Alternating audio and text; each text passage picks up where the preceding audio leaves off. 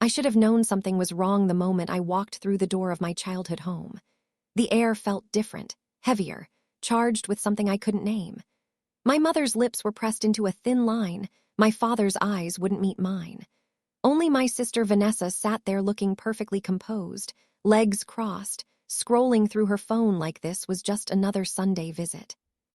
"Sit down, Morgan," my father said, his voice unnervingly calm as he pushed a folder across the coffee table. "We need to talk about this."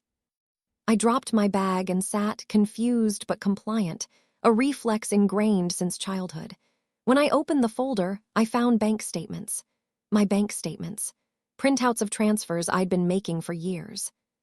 $5, my mother said, her voice trembling with what I initially mistook for hurt. $5 a month is all you've been sending us, after everything we've done for you. My brain short-circuited. What? No, that's not. I've been sending $1,500 every month for the past 4 years. I could feel sweat prickling at my hairline.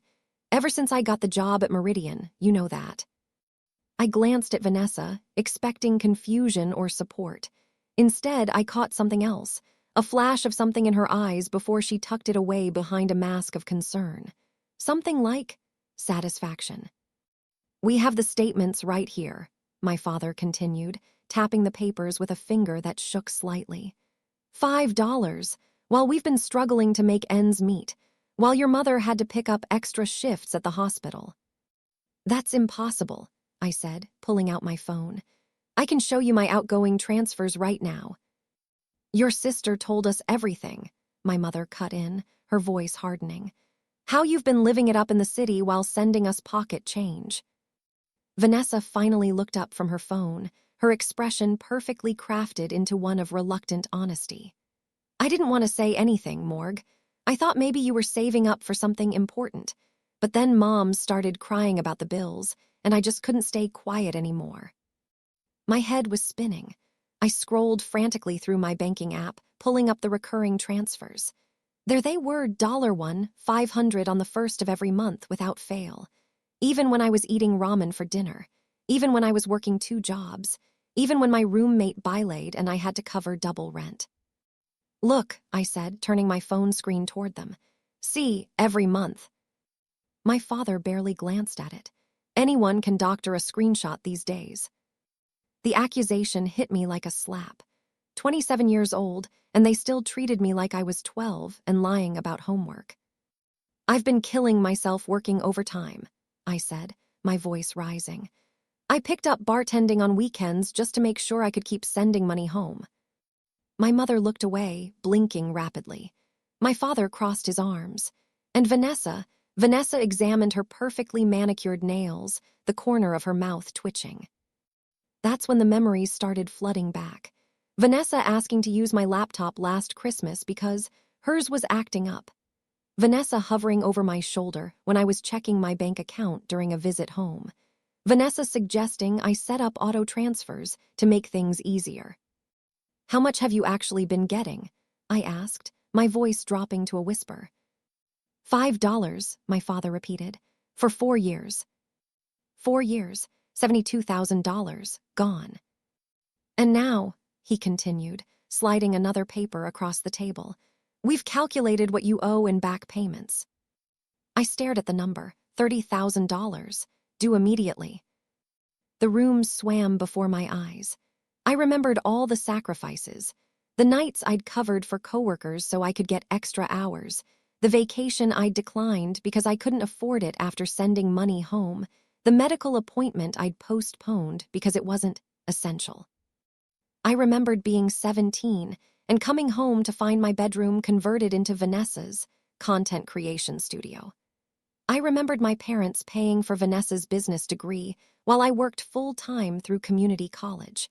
I remembered Vanessa's new car for her 21st birthday while I rode the bus to work. And now this, the final betrayal. I looked up and found Vanessa watching me, no longer bothering to hide the smug satisfaction in her eyes. In that moment, something inside me, something that had bent and bent and bent for years, finally broke. I didn't confront them right away. I'm not proud of that. Truth is, I was still processing, still trying to wrap my head around the magnitude of the betrayal. For 3 days, I went through the motions at work, nodding at appropriate times during meetings, typing emails that made no sense, all while mentally tracking where all that money could have gone. $72,000. Gone. On the 4th day, I called in sick. Then I drove to the coffee shop where I knew Vanessa would be staging her daily, morning routine, photos for her 15,000 Instagram followers. I waited in the parking lot, watching through the window as she positioned her latte, sunglasses, and whatever lifestyle product she was hawking that week. When she finally emerged, I pulled up beside her silver Audi, the one she'd told me was a collaboration with a dealer. "Get in," I said through the open window of my 8-year-old Honda. Her practiced smile faltered. "Morgan, what are you doing here? I have a meeting with." "Get in the fucking car, Vanessa."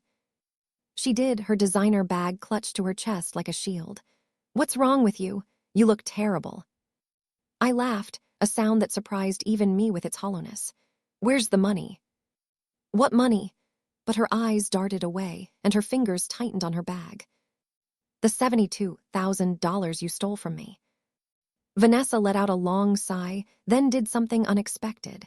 She relaxed. Her shoulders dropped, and she turned to face me with something like relief.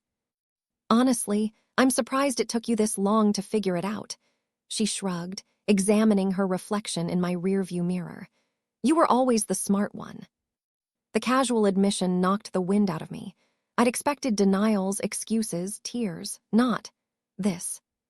"Why?" I managed to ask. "Why?" she repeated, raising a perfectly sculpted eyebrow. "Because I needed it. Because my business was taking off and I needed startup capital. Because you always had it so easy." "Easy," I sputtered. "I've been working 60-hour weeks."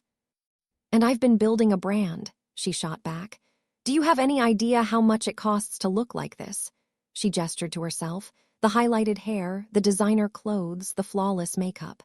"The treatments, the clothes, the equipment for content. This is an investment in my future." "With my money." She shrugged again. "You weren't using it for anything important." "I was saving for a down payment on an apartment. I was going to get out of that shoebox I've been renting." "Please, you were always going to be fine. You're the golden child with the fancy corporate job." She spat the words like they were poison. "While I've had to claw my way into relevance, you've always had everything handed to you." The irony was so staggering it left me speechless. In what universe had anything been handed to me? I'd worked since I was 16, paid my own way through college, sent money home to support parents who apparently weren't even getting it. "How did you do it?" I finally asked. Vanessa actually smiled. "It was embarrassingly easy. You logged into your bank from my laptop last Christmas, remember? I saved your credentials. Then I just changed the transfer amount on your recurring payment to $5 and set up a new one to my account for $1,495. The statement still showed a transfer to family support. You just didn't notice it was going to 2 different places." The calculated precision of it made me feel physically ill. "And Mom and Dad, do they know?" Her smile faltered slightly. "They suspect, but they don't ask questions when the bills get paid." "So the back payments they're demanding?" "Well, now that the gravy train has been derailed, they need a new source of income." She checked her watch impatiently. "Look, what's done is done. You make good money, you'll recover. I needed a leg up and I took it. That's life." I stared at her, this stranger wearing my sister's face. "Show me what you bought with my money." "What?" "Show me. Your Instagram. All those trips, those clothes. I want to see what my sacrifice paid for." Irritation flashed across her face, but she pulled out her phone and opened Instagram. With a flick of her French-tipped nail, she scrolled through a feed of carefully curated moments. Vanessa in Bali. Vanessa at Fashion Week. Vanessa unboxing a Chanel bag. $72,000, I said quietly, "and all you have to show for it are some fucking pictures." Her eyes narrowed. "I have a following, I have influence, I have opportunities you couldn't even imagine." "And I have receipts," I said, pulling out a folder of my own. Bank records, transfer confirmations, everything. I've already filed a police report and I've spoken to a lawyer. The color drained from her face. You wouldn't. I already have. You're right about one thing, Vanessa. I am the smart one. I'd never seen real fear in my sister's eyes before. It didn't give me the satisfaction I'd expected. Just a hollow ache where family trust used to be. Morgan, wait. Get out of my car. We can work something out. I'll pay you back when my skincare line launches next. Out. She scrambled for the door handle, nearly falling onto the pavement in her haste. As she stood there, clutching her designer bag to her chest, I rolled down the window one last time. Tell Mom and Dad I'll see them Saturday. Noon, at Rosetta's Diner, all three of you, and tell them to bring their payment plan. I've got one of my own to discuss. I drove away without looking back, my hands shaking on the steering wheel. For the first time in my adult life, I didn't feel guilty saying no to my family. I felt free. Rosetta's Diner was neutral territory. Not my parents' house, where I'd always revert to the role of compliant daughter, and not my apartment, which I didn't want tainted by what was about to happen. The vinyl booth squeaked as I slid in, arriving deliberately 10 minutes early to claim the power position, facing the door, back to the wall. They arrived as a unit, of course. Dad first, jaw set with self-righteous anger. Mom next, eyes already glistening with predetermined tears. Vanessa trailing behind, her usual confidence dimmed, darting nervous glances between me and our parents. Morgan, my father said stiffly as they slid into the booth across from me. I nodded but didn't speak. Let them break the silence first. I'd spent my whole life rushing to fill uncomfortable pauses, especially with my family. Not today. The waitress came by. I ordered coffee. They declined anything. Of course they did. Accepting even water might suggest this was a social call, that we might linger, that there was anything left to salvage. We're very disappointed, my mother finally said, her voice wavering with practiced fragility. After everything we've done for you. Everything you've done for me, I repeated softly, cutting her off. Let's talk about that. I pulled out a folder. Something about important documents demands the gravitas of a physical folder, and laid it on the table. This is a record of every transfer I've made over the past 4 years. $1,500 a month, without fail. That's $72,000 total. I slid it toward them. And this is a record of the new transfers Vanessa set up after stealing my banking credentials. $1, $495 redirected to her account each month. That's $71,760 stolen. My father didn't even glance at the documents. We didn't come here to be accused. And I didn't come here to be gaslit, I shot back. But here we are. Vanessa stared at her lap. My mother dabbed at eyes that remained suspiciously dry. You wanted to talk about a payment plan, I continued, keeping my voice level despite the rage simmering beneath. So let's talk about it. Here's mine. I pulled out another document and placed it carefully on the table. Vanessa will repay every cent she stole from me, with interest, on a payment schedule my lawyer has outlined here. You too. I looked directly at my parents. Will acknowledge your role in this fraud or face being named as co-conspirators in the police report I've already filed. The shock on their faces might have been comical if it wasn't so pathetic. Police report, my mother gasped. Morgan, we're your family. Family doesn't steal from each other. Family doesn't exploit each other. Family doesn't treat one child like an ATM while putting the other on a pedestal. That's not fair, my father blustered. We've always supported both of you equally. Really? Who got her bedroom turned into a creative studio? Who had to work full-time through college while you paid Vanessa's tuition? Who's been sending money home for years while Vanessa jets off to Bali on my dime? Vanessa finally looked up, her face flushed. I was building a career. You were funding a fantasy, I snapped. A fantasy that's over now. My mother's tears finally fell, right on cue. How can you do this to us, after everything? Your father's back. My hours cut at work. Your grandfather would be so ashamed. Don't, I said, my voice dropping dangerously low. Don't you dare bring Grandpa into this. He was the only one who ever saw me, the only one who ever treated me like I mattered. Of course you matter, my father said, attempting a conciliatory tone. You're our daughter, we love you, but family helps family, family sacrifices.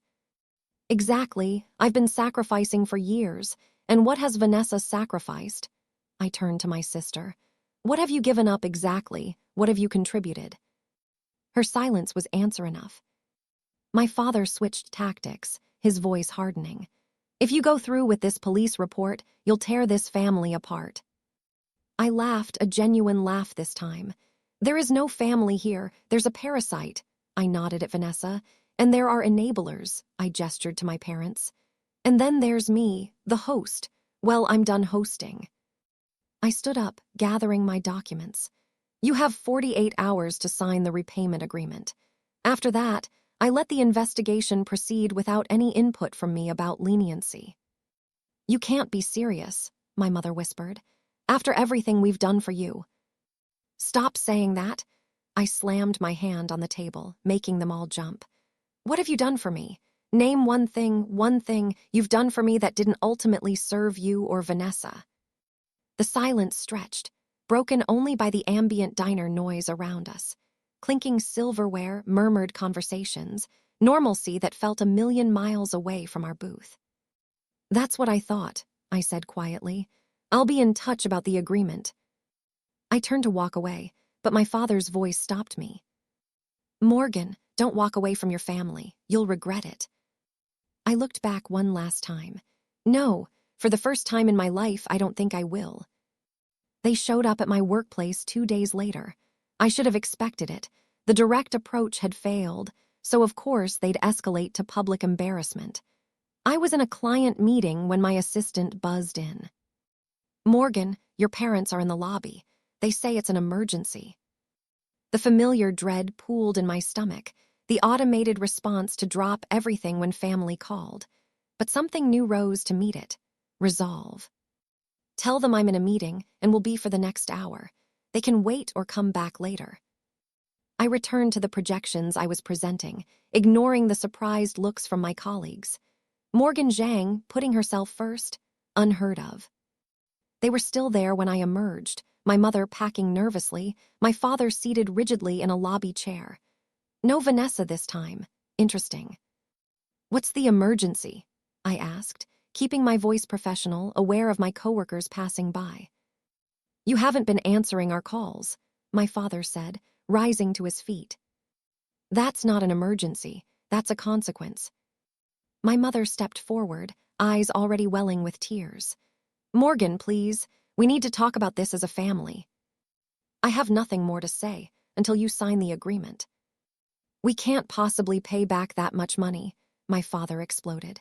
You're being completely unreasonable. Heads turned in the lobby. A security guard glanced our way. I felt a flash of the old anxiety, the need to placate, to smooth things over, to keep the peace at any cost. I pushed it down. If you're not here to discuss the agreement, then we have nothing to talk about, and I'd appreciate it if you didn't show up at my workplace again. My father's face darkened. Or what? You'll call security on your own parents? You'd humiliate us like that. The security guard was definitely watching now, his hand hovering near his radio. I met his eyes briefly and gave a small nod. Sir, ma'am, the guard said, approaching with professional courtesy. I need to ask you to lower your voices or take this conversation outside. This is ridiculous, my father blustered. We're having a family discussion with our daughter.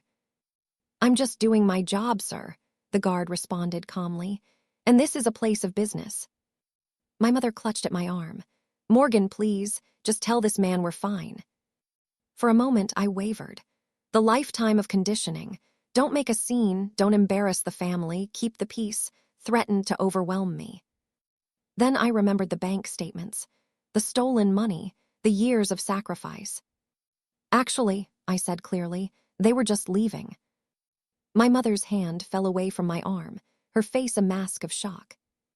And if they come back, I continued, looking directly at the security guard, they don't have permission to be here. The guard nodded, understanding the subtext. I'll escort them out.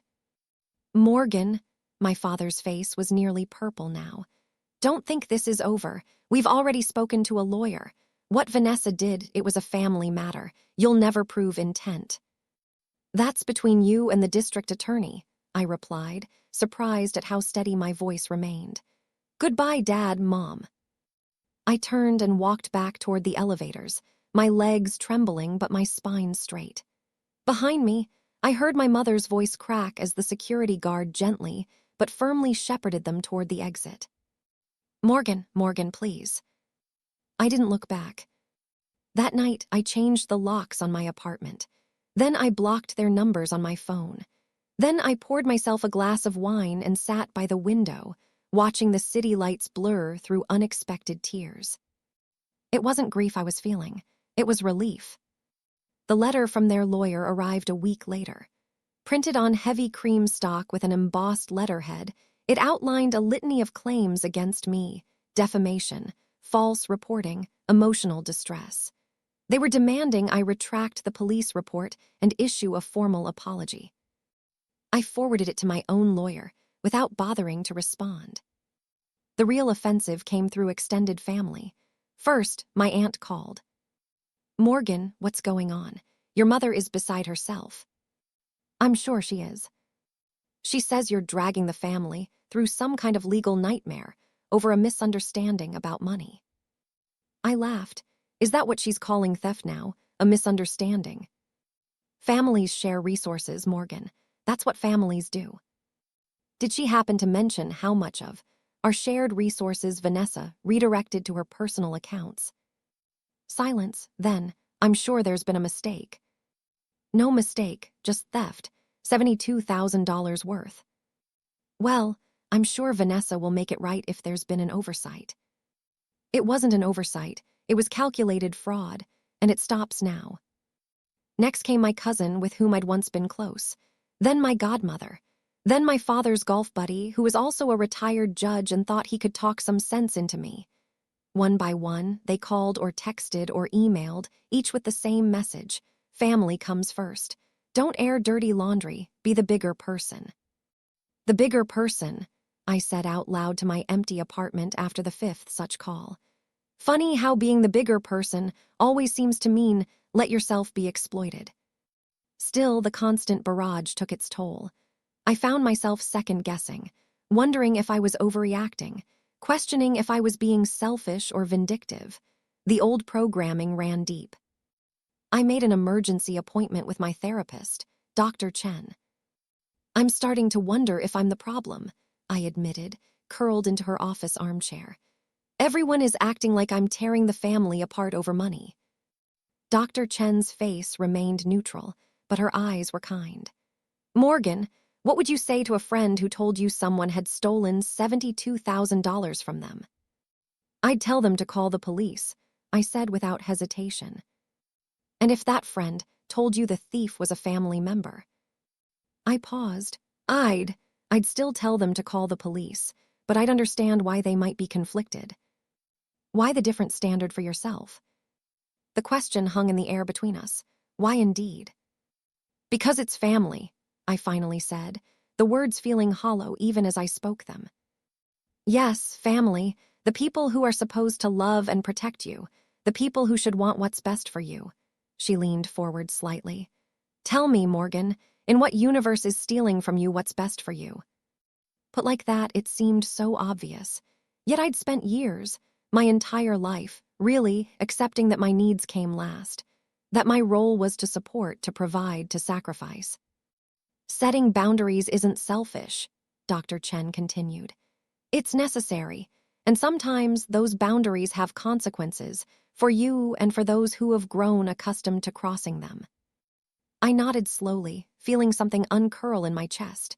Permission, maybe, to stand my ground. What if they never speak to me again? I asked, voicing the fear that had been lurking beneath everything else. Dr. Chen's response was gentle but unflinching. Would that be a loss or a liberation? I didn't have an answer then, but that night I sat down and drafted responses to everyone who'd contacted me. Simple, direct, unapologetic. No, I wasn't dropping the police report. No, I wasn't being unreasonable. Yes, this was a criminal matter. No, I wasn't available to discuss it further. With each message sent, I felt a little lighter. The guilt was still there, but it was changing shape, becoming less like a weight and more like a shadow. Something that followed me but couldn't hold me down. My phone rang less after that. The pressure campaign faltered in the face of my newfound resolve, but the real test was still to come. 3 months after the confrontation at Rosetta's diner, I got called into my boss's office. "Morgan," he said, gesturing for me to take a seat, "I've been reviewing the team's performance metrics for the quarter." My stomach dropped. I'd been distracted, yes. The legal proceedings against Vanessa were dragging on. The family pressure had subsided but never fully disappeared. I'd thrown myself into work as a distraction, but maybe it hadn't been enough. "I know it's been a challenging time personally," he continued. "You haven't shared details, and I respect that, but I want you to know that your work hasn't suffered. In fact, you've exceeded expectations." I blinked, caught off guard. "I have." He pushed a folder across the desk. What was it with life-changing news and folders lately? And smiled. "Which is why I'm offering you a promotion. Senior Project Manager. It comes with a substantial raise." I opened the folder and stared at the number. A 30% increase. More money than I'd ever made. More than enough to start seriously saving for that down payment again. My first instinct was to say no. To explain that I didn't deserve it, that I would need to check with my family, that I couldn't possibly accept such a generous offer when others might need it more. The thought stopped me cold. Those weren't my thoughts. They were the voices I'd internalized. The ones that had kept me sending money I couldn't afford to people who didn't appreciate it. "I'd be delighted to accept," I heard myself say. "Thank you for the opportunity." That evening, I opened my laptop and did something I'd been putting off for months. I tallied everything. Every dollar I'd sent home since I started working. Every expense I'd covered. Every birthday check I'd written. Every loan that was never repaid. $103,742. The number stared back at me from the spreadsheet, black and white and irrefutable. More than a down payment on a modest home. More than a master's degree. More than a year's sabbatical to travel or write or simply breathe. All given away, all gone.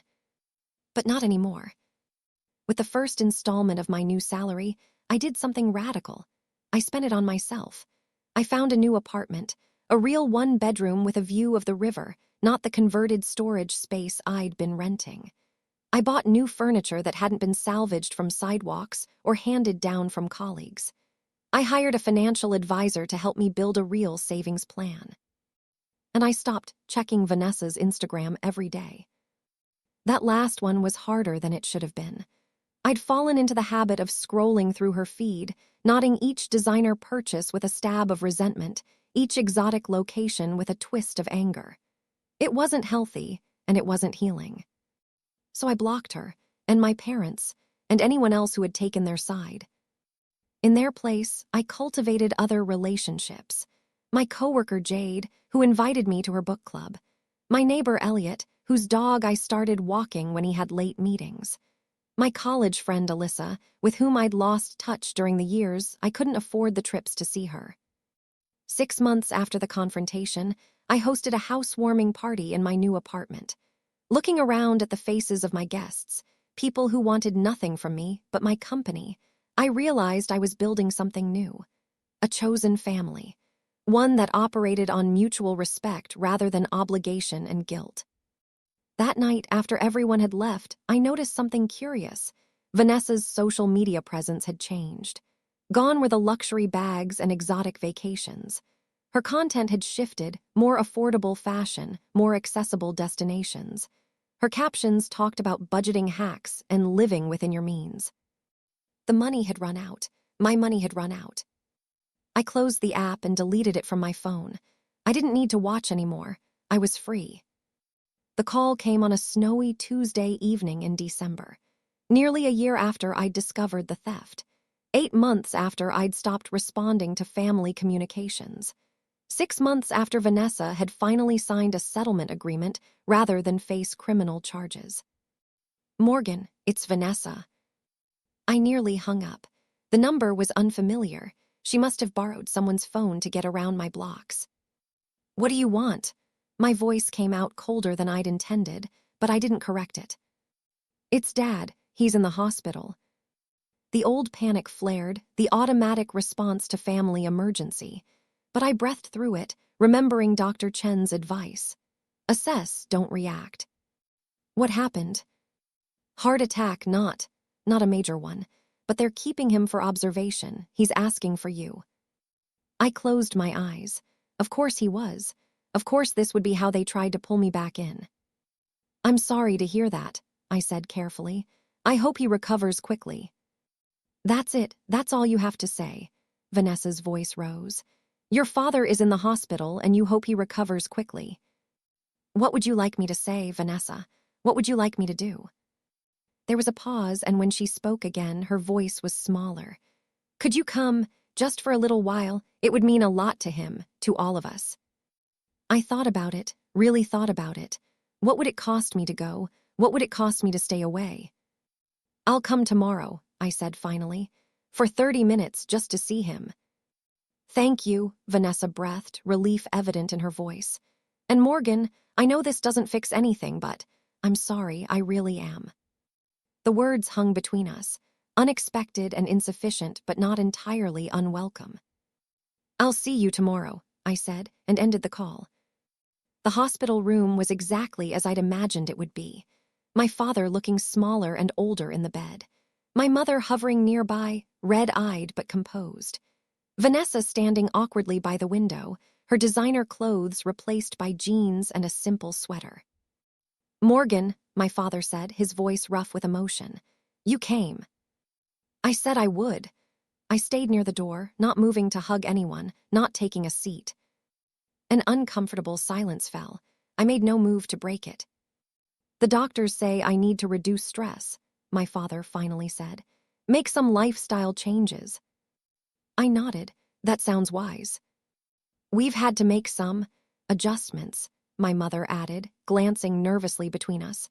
"Your father's medical bills and with Vanessa's payments to you." There it was, the real reason for the call.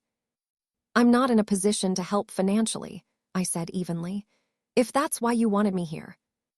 "That's not," my father began, then stopped. A flash of the old anger crossed his face before he visibly tamped it down. "That's not why we called. We wanted to see you. We've missed you." I looked at him, really looked at him. The man who had raised me but never really seen me. The man who had accepted thousands of dollars from me without question, then accused me of lying when the truth came out. "I think we have different memories of our relationship," I said quietly. My mother started to cry silently, dabbing at her eyes with a tissue. Vanessa shifted uncomfortably by the window. "We made mistakes," my father admitted. We didn't handle things well."